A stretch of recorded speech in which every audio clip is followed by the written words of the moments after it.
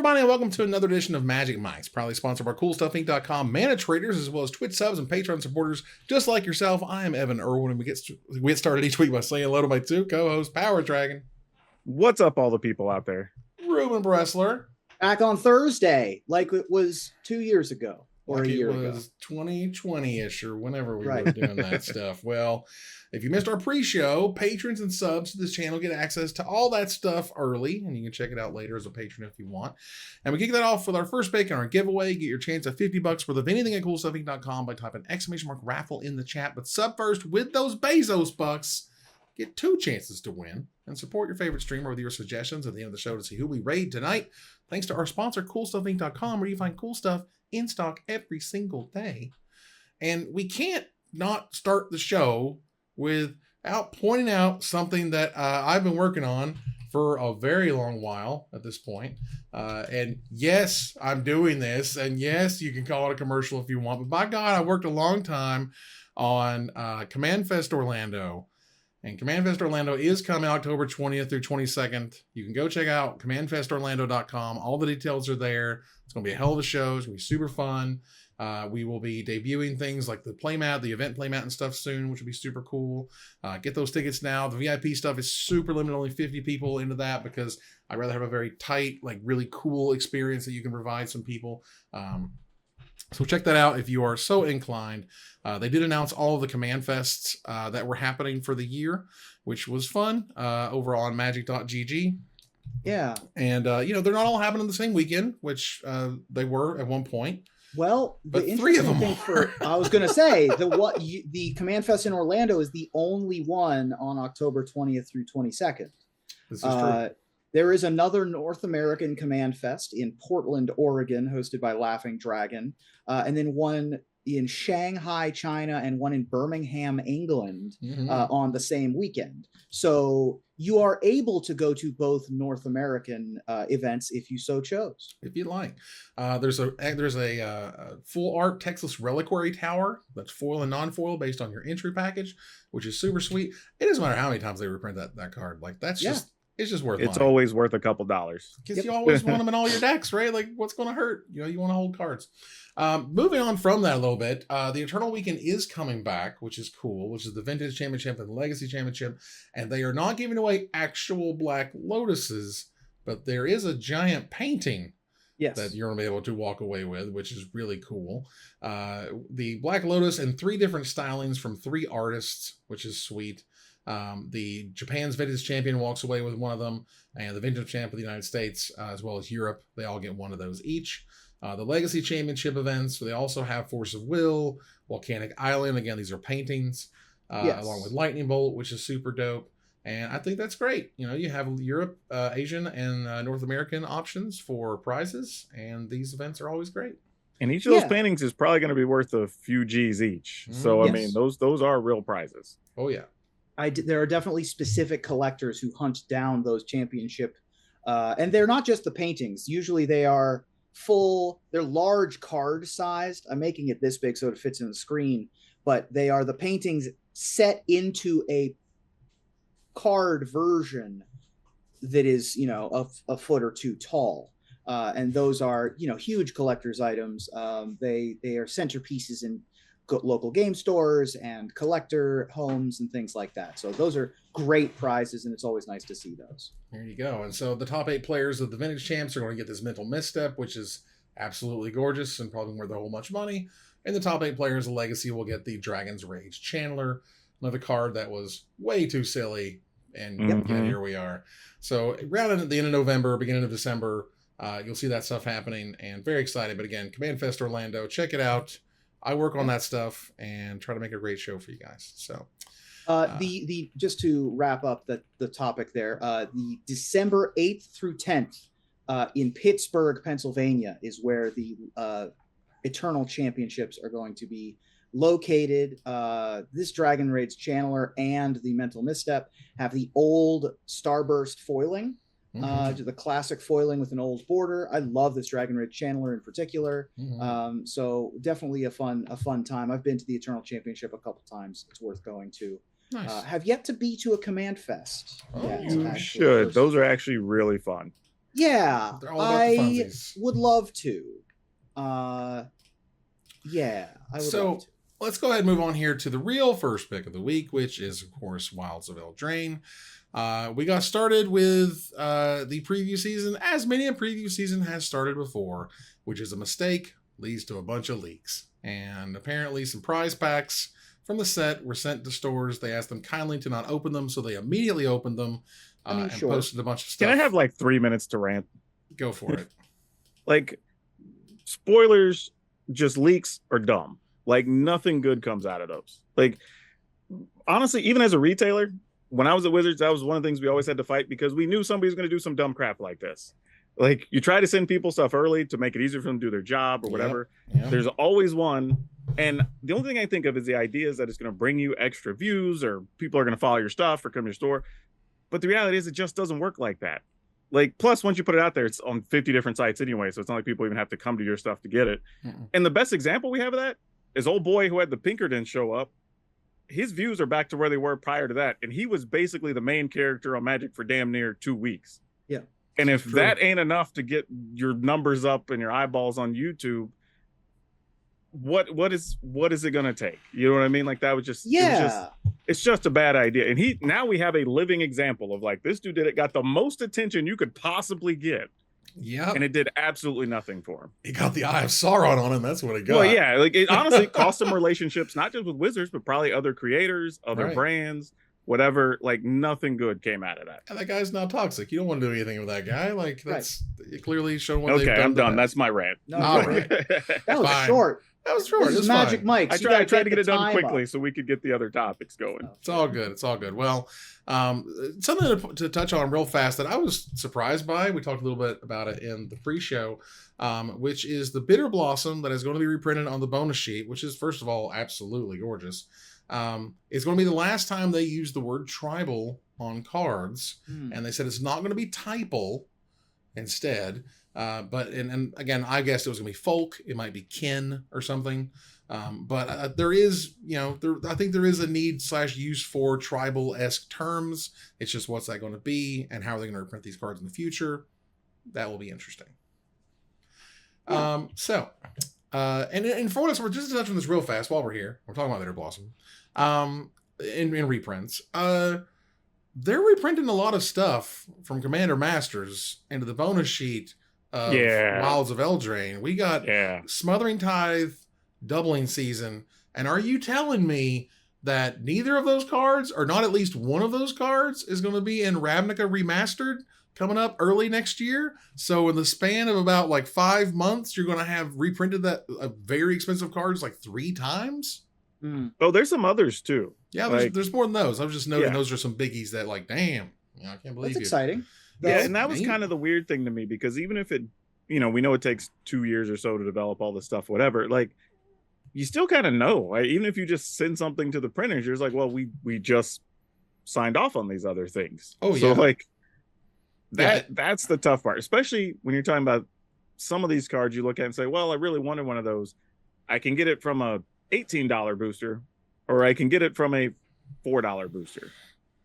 Like, that's like, a lot of people are saying, or I've heard some people talk about sort of, there's the Yu-Gi-Oh method of things, which is they will reprint the expensive stuff kind of into the ground. They'll put them in special sets. They'll put them as special sort of printings or foilings or whatever into different sets. And, and this is clearly a choice. It is 1000% a choice made with eyes wide open that they printed in Commander Masters as a mythic and they printed in this thing as a mythic. Are they trying to drive down the price? Is this about providing value to the product, or is this about trying to get the price down to a level that I would argue, though, the difference there is Yu-Gi-Oh doesn't have the $400 box or the $300 box. You know what I mean? True. They don't have the $15, $18 booster pack. And maybe there's a reason for that, right? Yeah, that's the difference here. Like, if those cards weren't reprinted in this set, hell, even if they were printed in 2 sets down the road, I don't think there'd be as many people bothered by it, right? Mm-hmm. You've got 9 months past since they were last printed. Right. People probably be okay. But the fact that they're being previewed before some people even had a chance to buy the other set, because it just came out like 2 weeks ago or whatever. It's just like, and there's a lot of stores over here going like, man, I wish I could bust these things for full value. And now suddenly doubling season is not going to be as expensive. All the other things that are being reprinted are not going to be as expensive. Suddenly these standard booster packs, standard price booster packs are going to have the potential to have these very expensive, land taxes and whatever in them, as well as Parallel Lives that just got thrown out there, Omniscience, which got thrown out there. Now, very expensive the other stuff. side of that, Wilds of Eldraine looks like it's going to be a fun set full of great cards, and there's going to be some awesome stuff to open. So people are probably going to sell a lot of it. It should be fun. So let's go ahead and get started. We all chose 3 cards we want to talk about pretty quickly. We'll go over those now. My first card I wanted to talk about was like, we've kind of gotten to the point where so many of the powerful things you can be doing in Magic have kind of been made into cards. And when you have an adventure mechanic, which basically is like a split spell with a spell and a creature on it, let's just go ahead and put those things together with the chocolate and the peanut butter. And that's clearly what happened with Virtue of Persistence. And all of the virtues are like silly in terms of they have a very low adventure cost that is very useful, along with a very powerful other side of the actual enchantment. This is the black version for 2 black and 5 generic mana. It is a mythic enchantment that has Lochthwain Scorn as a sorcery adventure. For a black and a generic mana, target creature gets -3/-3 until end of turn, and you gain 2 life. That's Last Gasp at sorcery speed with a bonus. With +2 life, yeah. That's Moment of Craving plus Last Gasp together. Yeah, and again, if sorcery speed is all that's holding this thing back, okay. But the main enchantment itself says at the beginning of your upkeep, put target creature card from a graveyard onto the battlefield under your control. I thought the Debtor's Knell half of this, which was harder to cast, but the same mana cost. I was like, okay, so they're going to say only your graveyard you can bring stuff back. Like, no, you just get all of it, and it's just super powered now.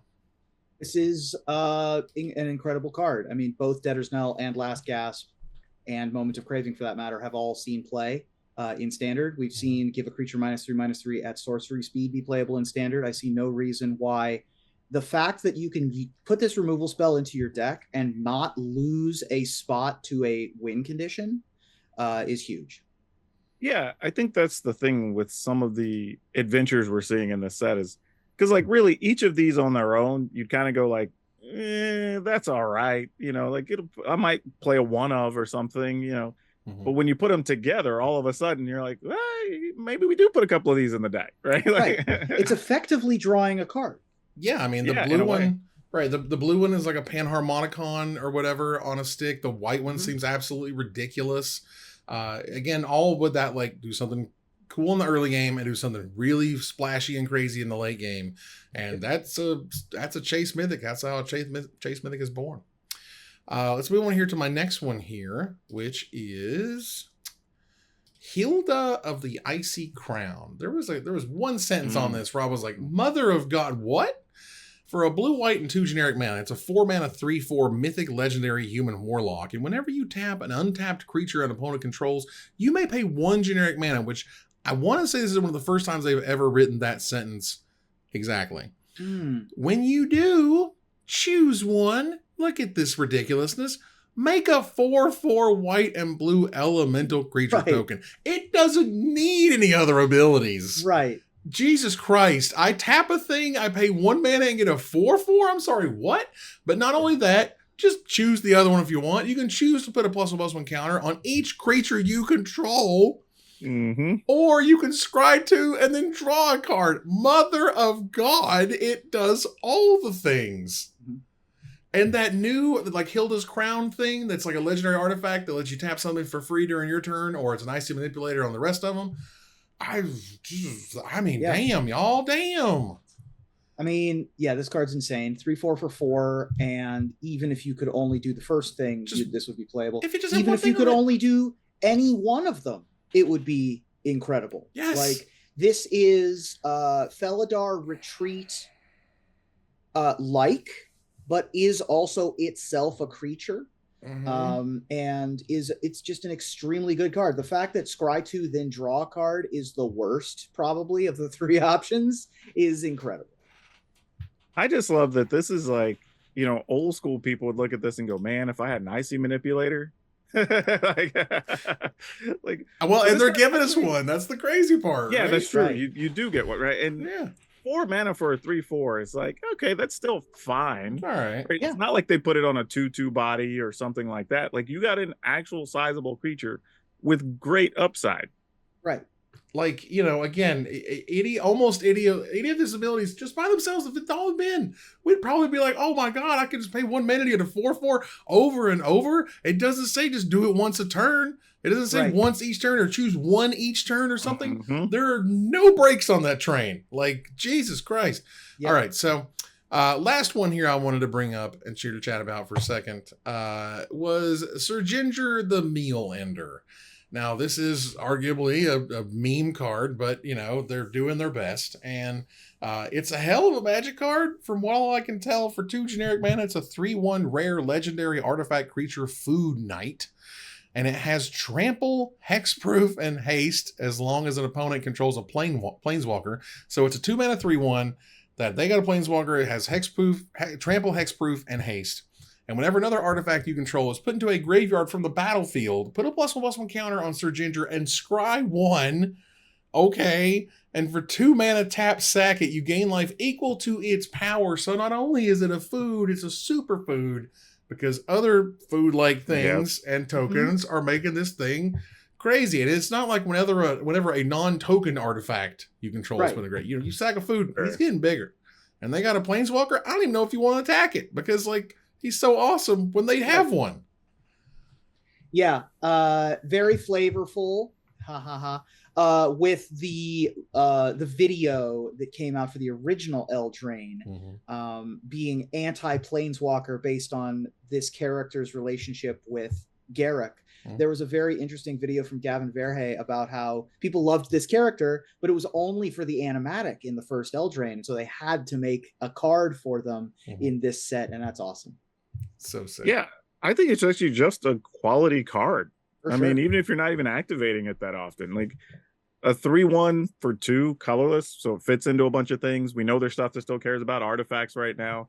There's things that care about food that are going to be coming out. It's like, this might just find its way into a few decks just as a cool early play filler. For sure. Or it's going to be a really crazy commander, right? Like that too, with food shenanigans. That's a good point. Silly artifacts, right? Let's go. It's a 3/1 for 2 that can block, and has a ton of text. Yeah, so exactly. I would be surprised if it didn't see play. There you go. Ruben, what is your first card? Hey, I am historically love turtles. And I would have probably put this on my list just because it's such a cool turtle boy. But Blossoming Tortoise has a lot of text on it. Blossoming Tortoise is a 3/3 for 4 mana mythic turtle. When it enters the battlefield or attacks, mill 3 cards, then return a land from your graveyard to the battlefield tapped. So it starts out already ramping you. Right. And activated abilities of lands you control cost 1 less to activate. And land creatures you control get +1/+1. So all of your, whatever it is, Celestial Colonnades, Restless Castle is the new one. Something like that. Right. With Lava Claw Reaches, it's basically, it's infinite +0. Oh, interesting. Lava Claw Reaches is infinite +1/+0. Yep. Mutavault activates for free. True. You can tap and untap Deserted Temple and ad nauseum. I don't know why that would be relevant. Maybe you have a Wake Thrasher. I don't know. I'm trying to think of. Listen, you can do it infinitely with just the turtle and a temple. So I don't know what the other purpose would be. Anyway, this card's awesome and does so much. It's also fun in multiples. Yes, that's the other thing too. You get multiple bonuses. You get multiple mana reductions. Like, you're getting the ramping each time you play one. Like, it actually could be sneaky good and find its way into some kind of neat theme decks just right off the top. Yeah, it's funny that when you look at other games, a lot of the other games, card games, and particularly, for example, like Marvel Snap, they will rarely, if ever, let you get 0 cost on your cards. They'll say things like, reduce the cost, but not less than 1. And even Magic does it every once in a while. But this one's just like, go nuts. Like if you can get the Turtle Boys going, go with the Turtle Boys. Let's go. Exactly. Ruben, what's your second card? It's important for everyone to learn that anyone can cook. And Lord Skitter's Butcher is now Ratatouille on a Magic card, which is the only reason why it's on my list. But also, it does a lot of stuff and also is kind of a paradigm shift for how Magic cards are being printed now. So Lord Skitter's Butcher, aka Remy, is 2 generic and a black for a 2/3 rat peasant. So we're already getting a blind phantasm. We're already getting 2/3 for 3. Mm-hmm.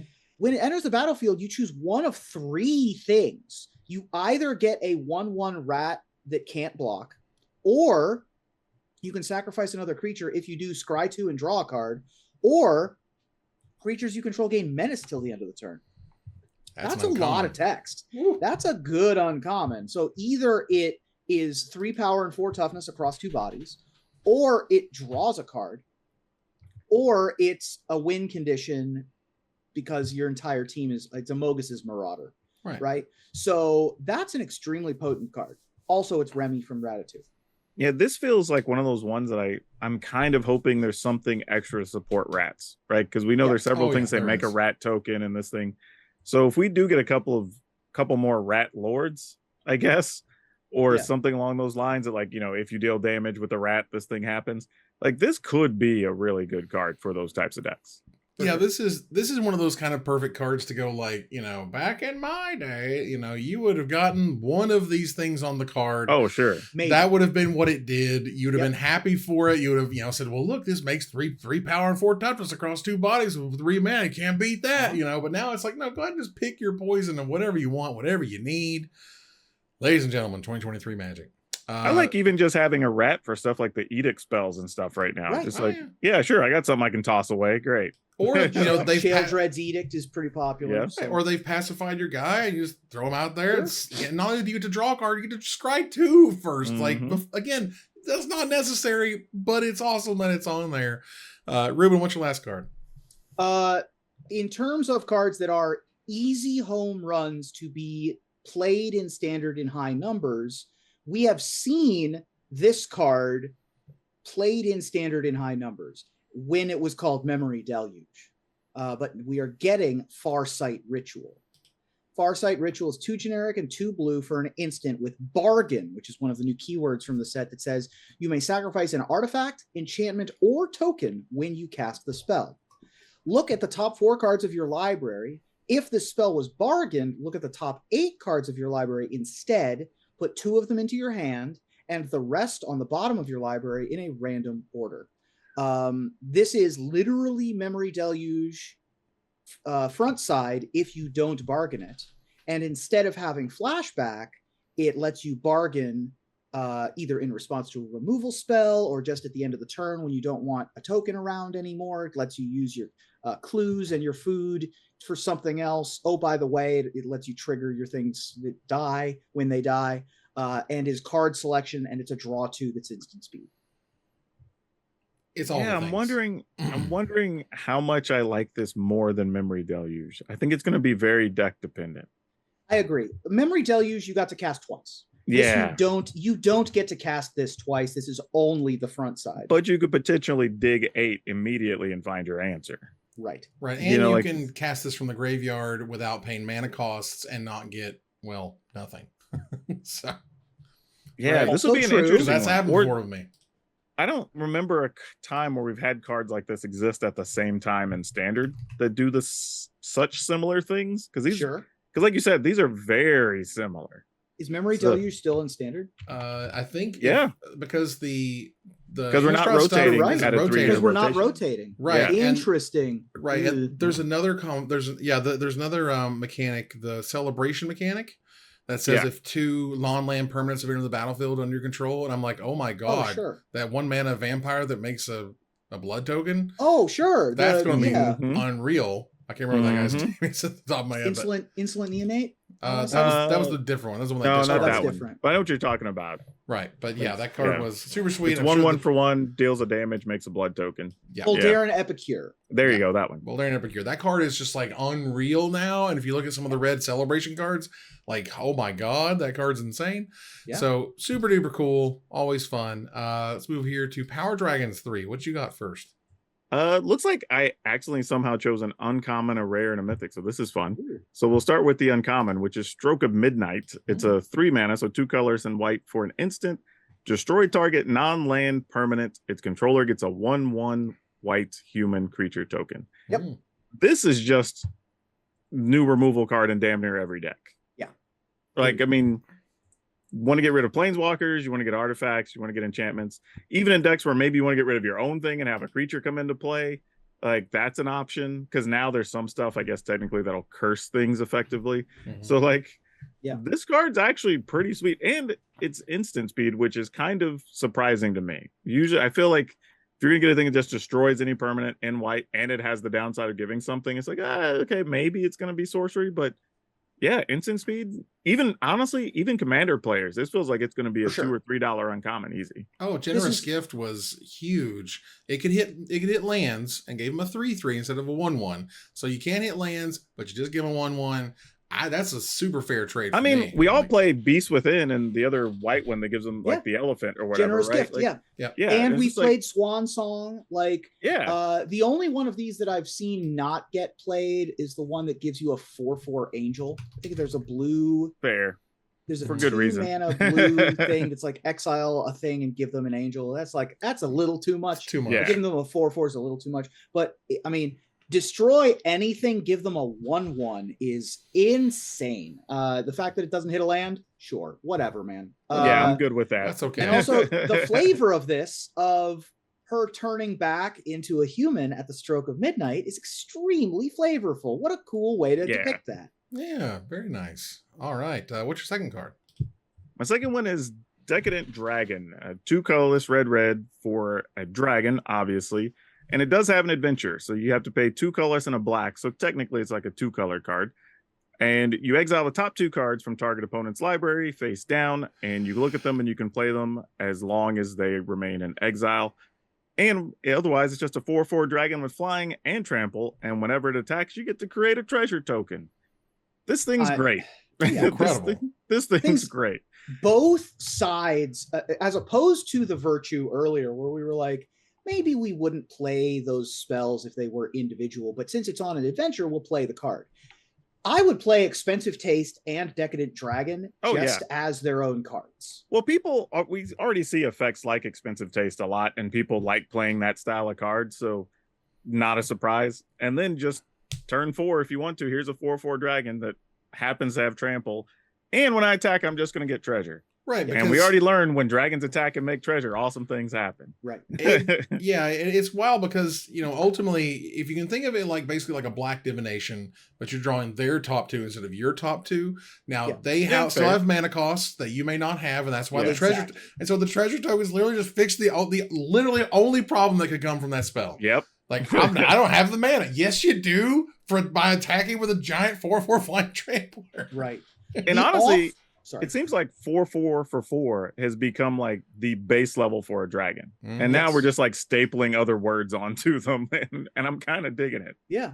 I mean, we've come a long way since Wrathy Dragon and Volcanic Dragon. We've come a long way, and this card's insane. Also, I do want to note that there are lots. One of the things that they did with this set is they made adventures that are different colors than the creatures that they are on. I'm not sure I've seen a bad one of those yet. No, every single one of those is insane. Like the Kellen, red white the Fey-blooded, and it kind of makes sense because now in this case you might just play this as the dragon. Honestly, like it's good enough. You might just play it as is because it makes treasure or whatever. Sure, but making them better because you're kind of having to dedicate to the second color sort of makes sense. Right. And I almost put Scalding Viper as one of my 3 cards because Steam Clean is the Brazen Borrower equivalent in the set. So gotcha. Yeah, that card's super duper good. And there's just something There's something weirdly, like for me in particular, like that just like really hurts when someone draws cards off of my deck. You know what I mean? When they look at the top 2 and 10, it kind of does a little bit. Because you're like, well, I know what they could have, and those are probably like Right. my best cards, obviously, and the perfect thing to draw for me or whatever. But no, I'll tell you the toughest thing about it is thinking about what you need to play around. Right. Because now you're like, well, crap. Now I kind of know what your deck does, but I know for sure what my deck does. And if you have one of these cards, crap. Yeah, the mind games. So, what's your third card? My third one is the Mythic. So it's Agatha's Soul Cauldron. It's a 2 colorless legendary artifact. You can spend mana as though it were mana of any color to play abilities of creatures you control. And that's important because creatures you control with a +1/+1 counter on them have all activated abilities of all creature cards exiled with this card. And you can tap it and exile target creature from a graveyard. And whenever you do that, you put a +1/+1 counter on target creature you control. Well, you can exile any card, which is cool. Yeah, that's true. But if you're an exiling a creature card, you get to put a counter on something, which gives it all the abilities. It was her all along. I don't know if you knew that, but they wrote all exactly about it. Like, and there's a lot of cards in this set with activated abilities, like a lot. there's a whole lot. There's a bunches and a lot. This is the type of card that just like, you know, it's about possibilities. You know, it's a low mana cost. It's a mythic. Which to me says this is like, if you don't think this is good, it probably is a lot better than you think it is. And it's the kind of card that can kind of run away with the game. It's got the right words on it, so you can abuse whatever abilities may be there. Right. Another low-key sweet thing is there are a lot of cards that care about +1/+1 counters right now. Right. And this can go into those decks easy. So you're getting a card that, worst case scenario, you're controlling your opponent's graveyard. So no reanimation stuff, no flashback, whatever. Right. But you also get the bonus of just getting to pump your team up just for hell of it and keep attacking. It's also main deckable graveyard hate, which is almost always relevant. The most recent card this reminds me of is Unlicensed Hearse, just on that stand front. It's obviously a much different card than Unlicensed Hearse, but serves the same spot in deck building where it gives you a benefit that you can take into account and build around if you want to, but also is just 2 colorless mana, non-creature graveyard hate. Yeah, I like this card a lot. And I think it's going to actually probably be the most useful in Commander, even outside of like 60 card formats, because there's going to be so many things you could do with this. And it can go in any deck. So, because it's pure colorless and it's low cost and it does wacky, crazy stuff and will probably be fantastic. So, for sure. One of the other things about the set is that there is a bonus sheet that we've talked about a little bit. And on that bonus sheet are some crazy heavy hitters, some things that they've already announced are pre-banned from the historic format, like Intruder Alarm and Sneak Attack and Necropotence and Land Tax and Blood Moon. And here comes the last one from the top rope, Spreading Seas. What? Yeah. What? Why? Yeah. Why? Now, if y'all don't know, Spreading Seas is an aura. It's a blue and a generic mana. It enchants a land. When it enters the battlefield, you draw a card, and the enchanted land is an island. Now, we do know that copy enchantment is coming on the bonus sheet, which would then be a 2 mana, 3 mana punch in historic, I guess. It is pseudo-ish kind of land destruction. I do not think they banned it because merfolk something or other. I, honest to God, don't know why they banned it. I think if they'd said nothing about it, nothing would have happened. Like, I don't think it would have taken over the format. I think it would have been a silly sideboard card, maybe. There are still people who try to run land destruction decks to this day. Stone Rain is still legal. Like, I don't get it. Please, someone explain why this card is banned. I don't get it. It's all speculation at this point, but if you're going to be copying it or replaying it out of the graveyard or whatever else we're going to be doing with this set, or who knows, next set, there's something with islands or whatever because of Merfolk. Those are the only 2 things I got. Like, maybe it falls somewhere in that space. Yeah, and making tokens or making copies of this does feel a little scary. Doesn't feel very scary, but at least feels a little scary. And something else that's is kind of at least worth noting, predominantly because it's taken quite a bit, but they are going to give us the universes within versions of the Secret Lair Walking Dead cards. Yeah. I did see that mentioned.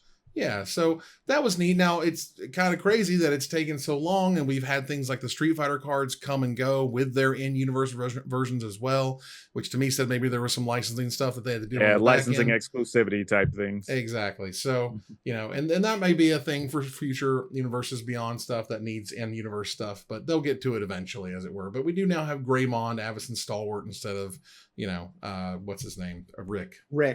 Yeah, Rick Grimes, whatnot. So yeah, I thought it was cool that they gave it Innistrad flavor. I really liked that they the flavoring of the in-universe stuff makes sense, right? The Walker tokens and the shovel, just his favorite shovel, is very funny to me. That's kind of neat. Being Lucille. I was a little sad that this wasn't just another Odric. Like, I felt like this was a shoe-in to just be another Odric, but gotcha. I would like to learn about these characters if they are going to be universes within. That is the one thing lacking for me about Universes Within, is that we've sort of given them names and then we don't know anything else. So, we did that with Marika, which is my sister's name, is why I remember it, which is one of the Universes Within Street Fighter cards. I think that it was Blanca. But we don't know anything about those characters. And I think that's part of the But it could be kind of interesting to come back and visit those later. Yeah, those are the build seeds, a story around them. Yeah, or have them just seeds. be key players down the road. Could be kind of cool. Yeah, Wizards loves doing that stuff where they'll just throw a character in somewhere and then they'll come back later and make them a big deal or make them have some important point in some story. Or they'll make it cool because you remember that they randomly put this one character in this piece of flavor text or this extra bonus sheet or whatever it was. To round it out here, we do have the pre-release happening on August 26th, of course, by Loading Ready Run. And that brings Lady Lavinius and Jumbo Commander, as well as game designer Chris Mooney, onto the show. So you guys can see live gameplay there. There's going to be the preview stream stuff that we are a part of, and we'll have access to that stuff. We'll be streaming that stuff on that day. So that should be sweet and fun and interesting. But we got to keep moving here as we do to gather the townsfolk, thanks, of course, to our sponsor, Mana Traders. Your number one tool to enhance your Magic Online experience. Use the code MAGICMICS for 12% off your next subscription with Mana Traders. Tell them we sent you, and we do appreciate their support. So here in Gather the Townsfolk, just a few things kind of run through. There's some judge promos that got shown, which I thought were pretty cool, but I also saw some, I don't know if the words are right, gnashing of teeth or whatever about them, but there was some judge promos. Frustration. Yeah, of like there was like a basic land cycle or something that they had, and people were pretty unhappy with those. Yeah. When judge promos traditionally are popular cards and instead they give basic lands, that is frustrating, particularly for the types of people who depend on judge promos for some of their recompense for doing judging. So I can understand the frustration. We are not on this show equipped to go into the details of it, but I can understand the frustration. Right. I mean, when you have someone like Max Kahn, who's been a judge for a very long time, has been in the community for years and years and years, as just one of those long-term, if you're at a big event, there's a good chance he's there judging, one of those guys. And he's really effing peeved that he spent a day at a judge conference to receive promos to be announced soon and then being basic effing lands. And this might be the tipping point for him not to renew next year, which is frustrating. And basically, are these going to be worth money? Yes, they're promos. They're hard to find versions of cards, but they're not Elish Norns. They're not, doubling seasons or whatever. They're not things not vampiric tutors or something they can put on these things. They're a cycle of basic lands. And I can understand how that's very frustrating. Yeah, they're not crazy exciting, but I think if they were going to do it, they should have done something that, you get a popular artist to do certain, get your John Avons or Rebecca Gays or something like that, and do something that people can at least kind of rally around and know that there's a fan base already for them or whatever. And not that these are ugly or anything, but it's just like they don't carry that same level of cachet, I guess, with a lot of people because they're cool, they're basics, but what's the motivation for them? Now, like you said, they're still going to be rare. There's probably still only going to be a few hundred of each of these out there probably at some point. So realistically, they probably could still be very expensive. But they're not going to be their multi-$100, all-star promos. Yeah. They're not going to be Judge foils like we had, Judge foil Elish Norn that was Phyrexian that was several $100s. They are also not going to be Guru lands. They're not going to be that level because they're not old.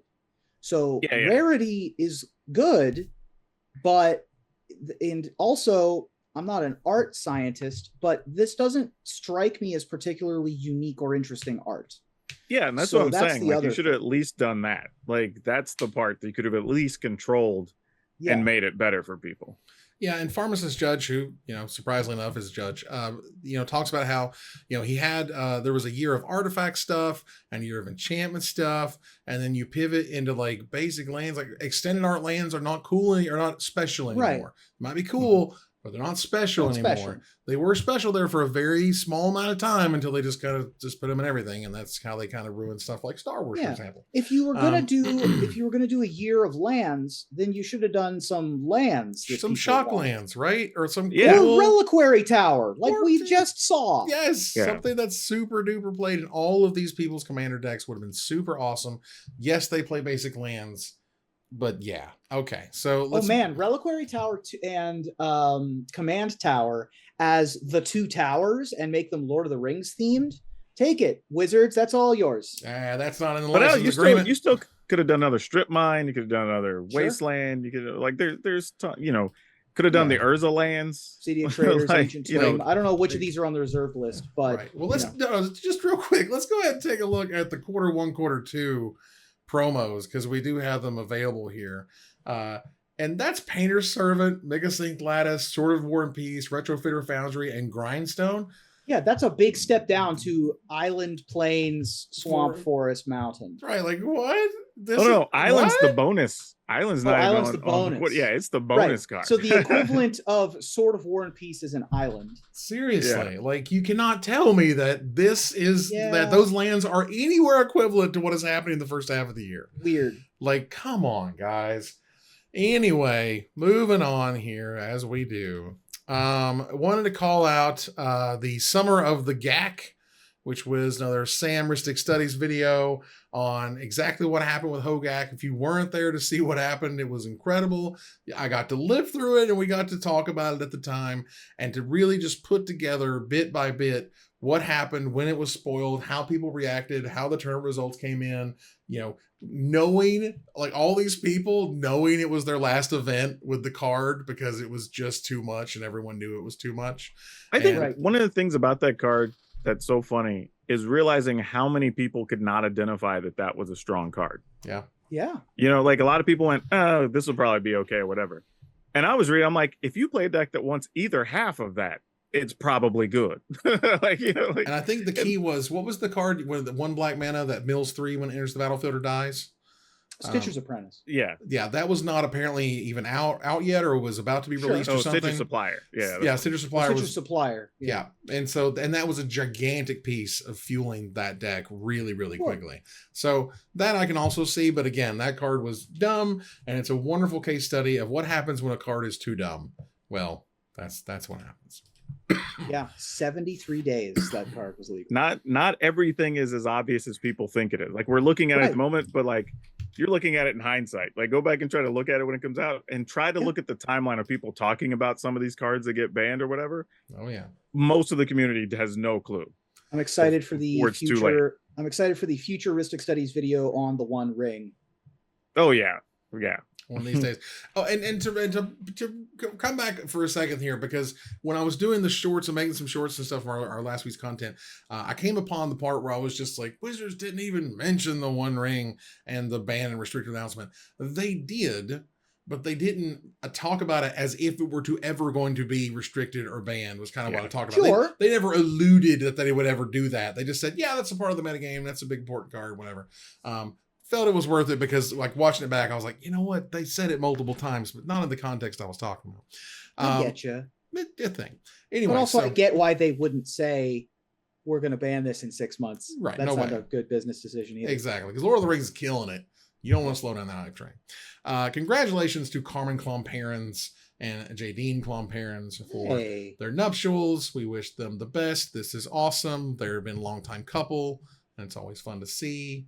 Congratulations to them. Good people. It's just a lovely, wonderful thing.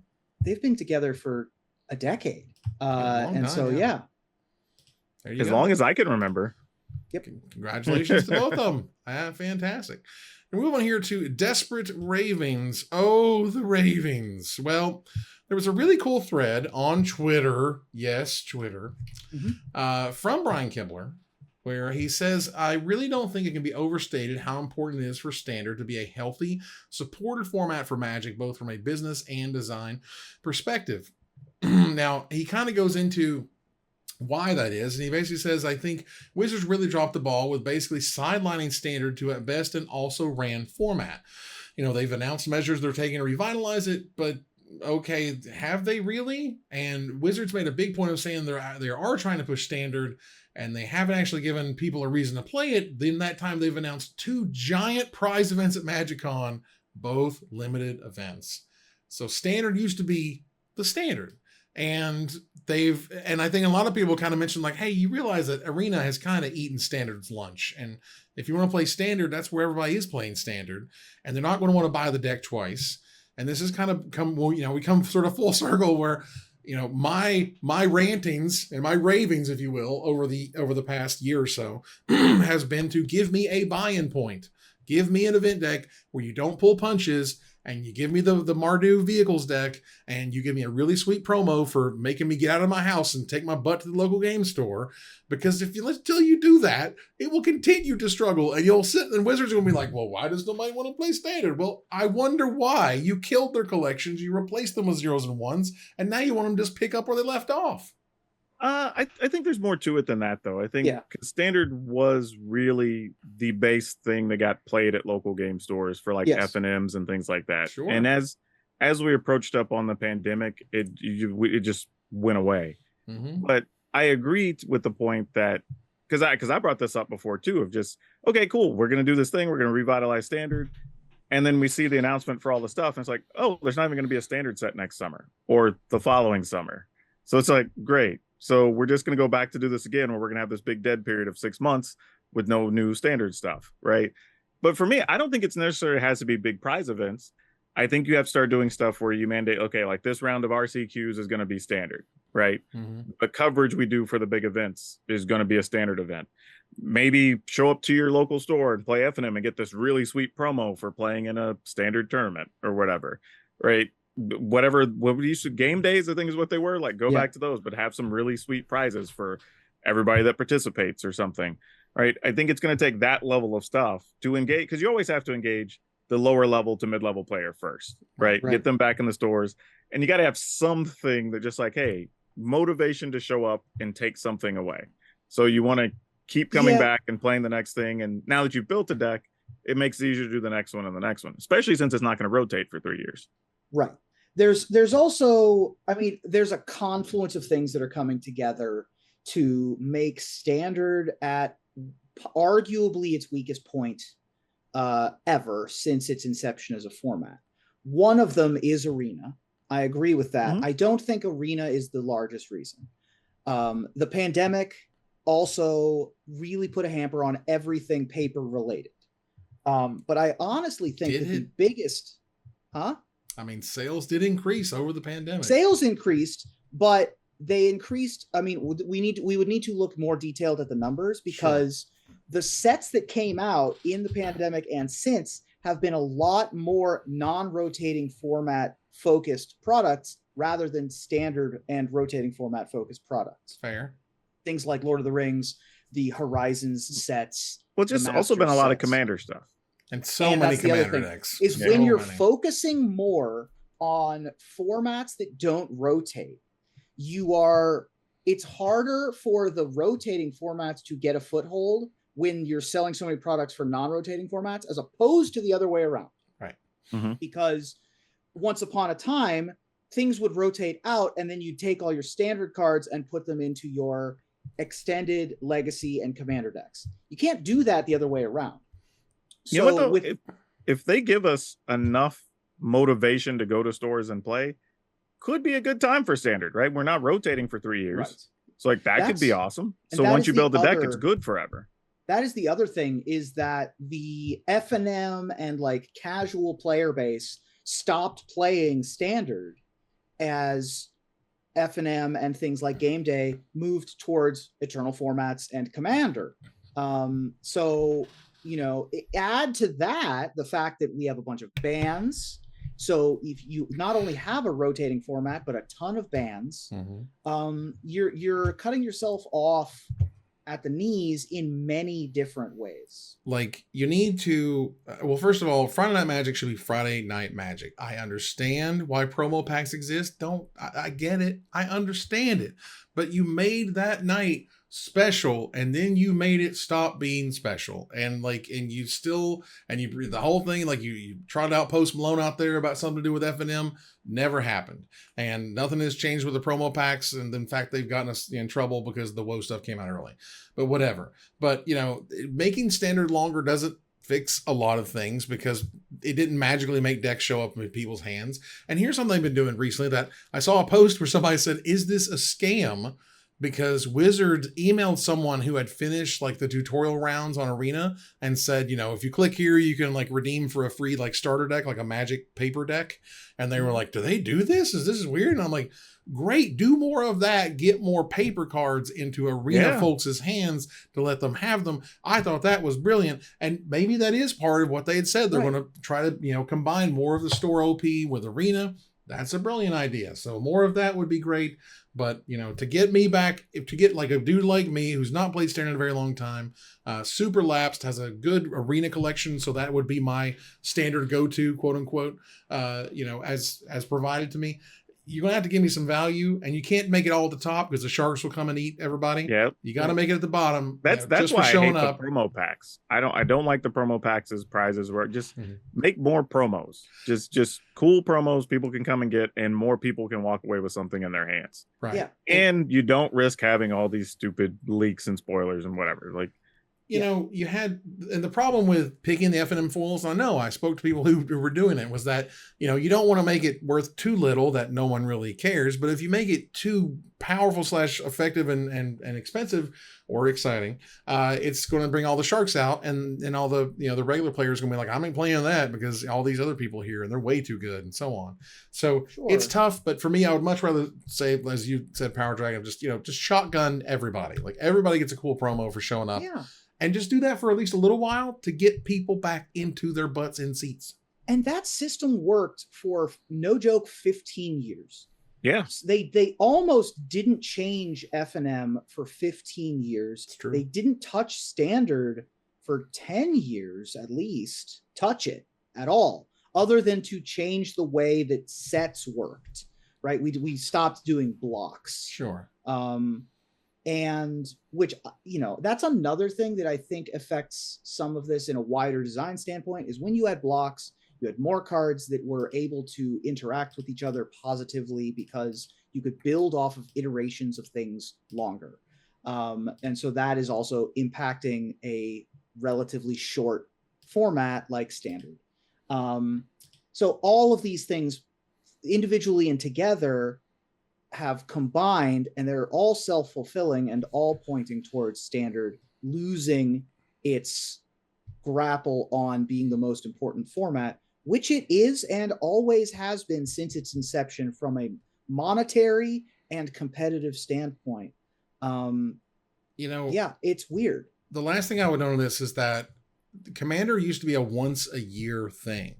There used to be 4 Commander or up to 5 Commander. And that was a big deal when they made 5 Commander decks in a year for one versus not every set, a year. And now it's every single set, and sometimes 2+ decks, and Commander decks for all the supplemental stuff, and Commander decks that are brand new for the supplemental stuff, and just like a Commander and then the Master stuff. And it's like, holy cow, there's so many not standard. Why are you paying attention to standard stuff? Then why are you paying attention to standard? You know what I mean? It becomes almost weird. You're like, they're not caring that much about standard. They make a premier set every once in a while, but have you seen the Commander decks? Like, so we'll move on here to going infinite. I thought this was a cool thing that Mark Rosewater brought up on his blog talk, and that, Lord knows, the man gets a lot of mail. You know what I mean? The man gets a lot of messages from all over the world, from players who play in a variety of ways, in every single way you can imagine.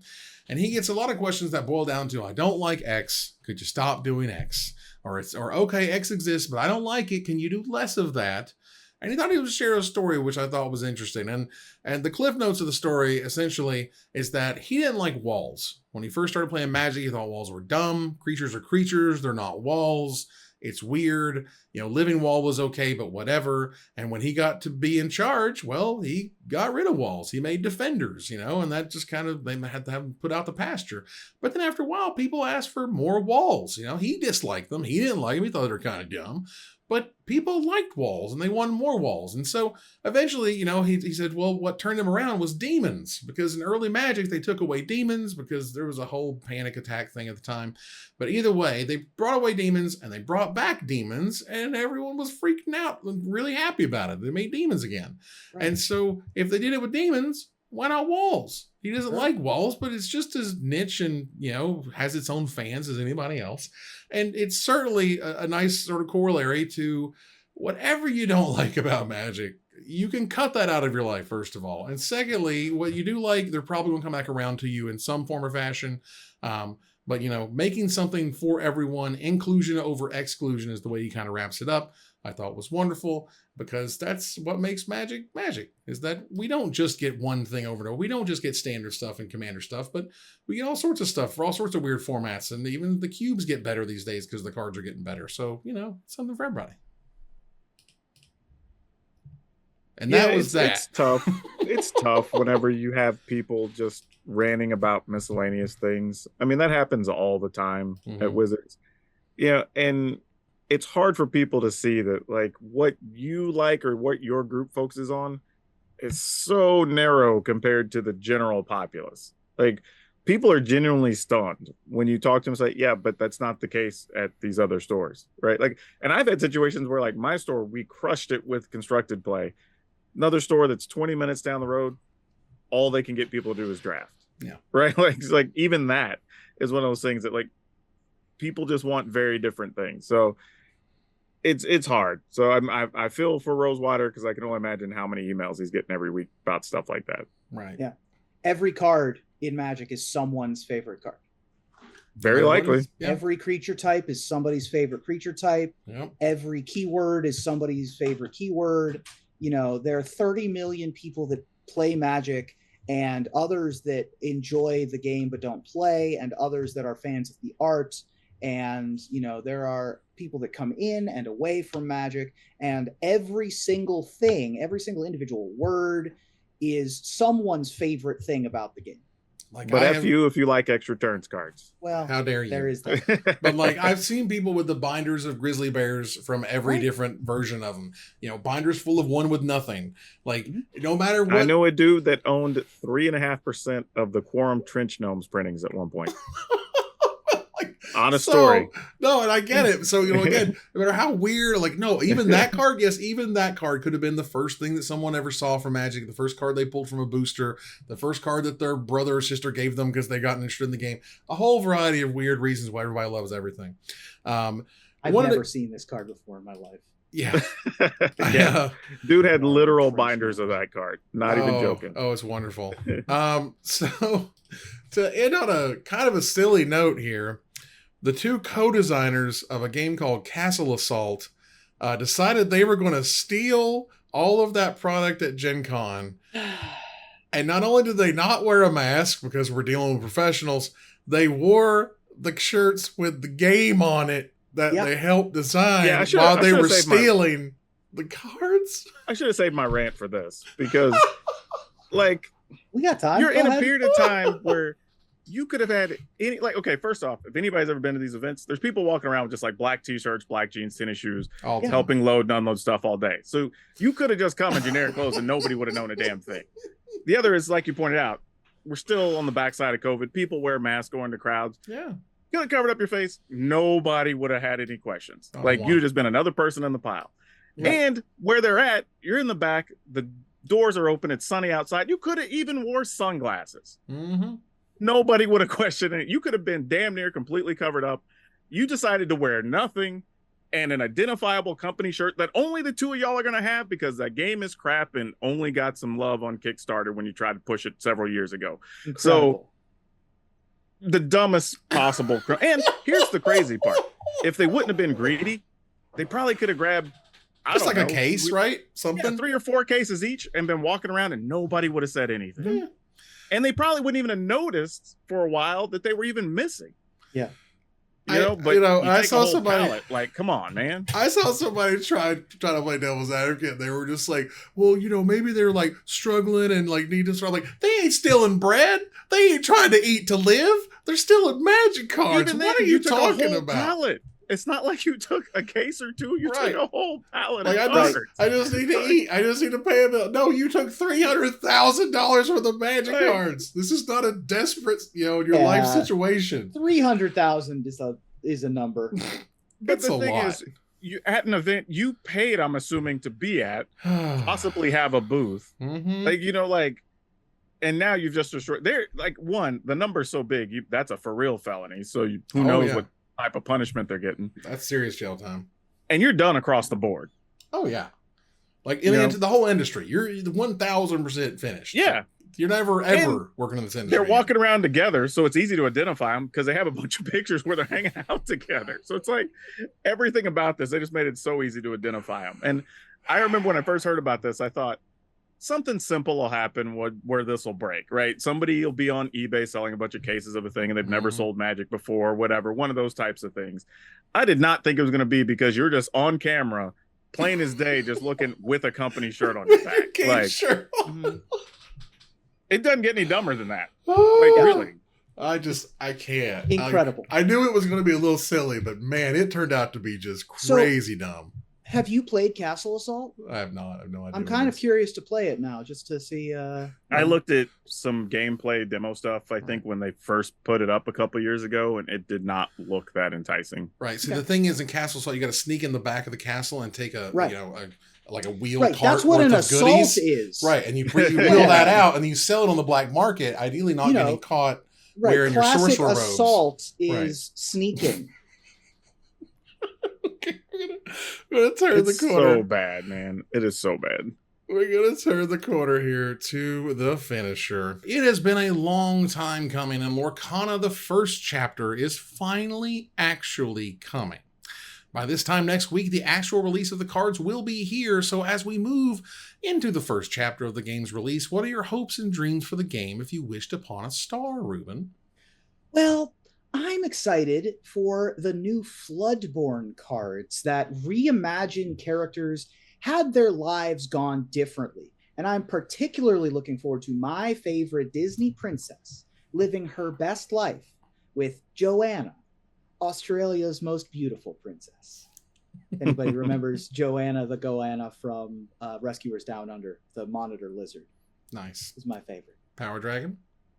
First off, I actually kind of hope they keep those names. It'd be easy to keep track of those sets. Just second, third, fourth chapter. Yeah.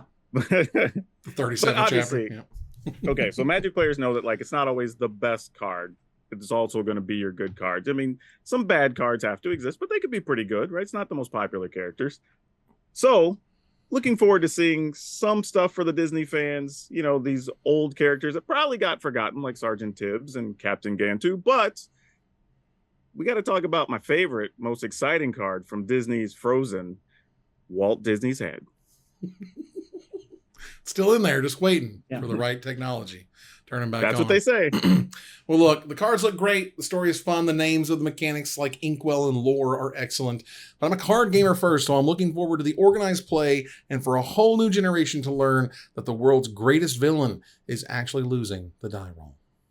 Yep. The bane of any card game. Yep. It's very rough. Who plays first? Really interesting, real fast. I think there is going to be an arena. There's going to be an arena thing coming up where the first player going first, their lands into the battlefield tapped. I saw that. Remember that? Yeah, they're sampling that or something. Yeah, I don't know how that's going to go, but I think it's an interesting idea. If that smooths out the first turn advantage, we could be seeing a big change to Magic. Sure. Not going to work with Wasteland, but guess we'll see. My question then just I don't know. We can tackle that on another show because I feel like that's a whole other topic. Yeah, it's a lot to talk about, but I thought it was neat. Yeah. Either way, That ends. Foreshadowing for a future episode of Magic Mics. Mm-hmm. Where I'm a roundup have come from me. And that ends another live episode of Magic Mics. Thanks for joining us here to discuss all things Magic. Thank you, Power Dragon. Hey, thanks for everybody for hanging out with us. Thank you, Ruben. Thank you for dealing with our schedule change. Thank you for joining with us on a Thursday, and we'll talk to you soon. Woo woo. As we move on to our final slide, I want to thank our sponsor, CoolStuffInc.com, our co-sponsor, Mana Traders, my co-host, Power Dragon, and Ruben Bressler. You guys for watching and listening, and hope you support us at patreon.com/magicmics. Please follow, like, tweet, favorite, share, subscribe to everything social that tells people we exist. Catch us online on our Discord, twitch.tv at Magic Mics, on Twitter at Magic Mics Cast, our Magic Mics subreddit, and like the Magic Mics page on Facebook. But join us here next week. Same time, almost same time, same place, for another episode of Magic Mics. Good night, everybody.